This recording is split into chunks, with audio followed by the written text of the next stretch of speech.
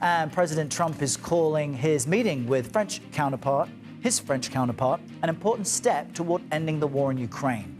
Macron reiterated that France and the U.S., along with European leaders, are committed to reaching lasting peace between Ukraine and Russia, while outlining how Europe would take on a larger role.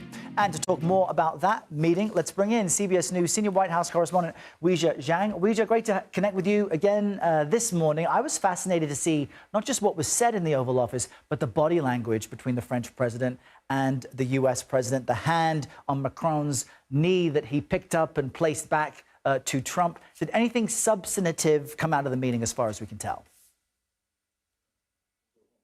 Right. I mean, these two leaders have been working together for so many years, and they've always had a very warm relationship, which is exactly why they describe the meeting as friendly and productive. But in terms of anything substantive, Errol, that's a little bit trickier because they don't exactly see eye to eye with how to move forward with Ukraine. Of course, the president putting immense pressure on President Zelensky to sign a peace deal, and that does not seem imminent at this point so far because Zelensky has been left out of the talks between the U.S. and Russia.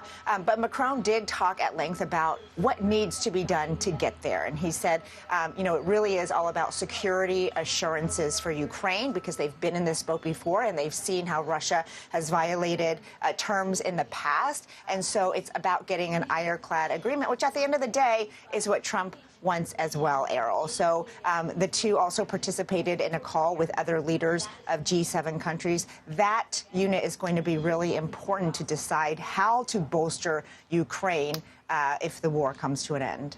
And then domestically, Weijia, these massive cuts to the federal workforce are still something we're trying to gauge the scope of. Any lawmakers seeing significant pushback from constituents as far as you can tell? Absolutely, Errol. We have been covering various town halls across the country with Republican lawmakers who now have to answer to their constituents because it's not just Democrats who are federal workers, but Republicans, too. In fact, we interviewed one man who voted for Trump, and now he is stunned by how much power he has.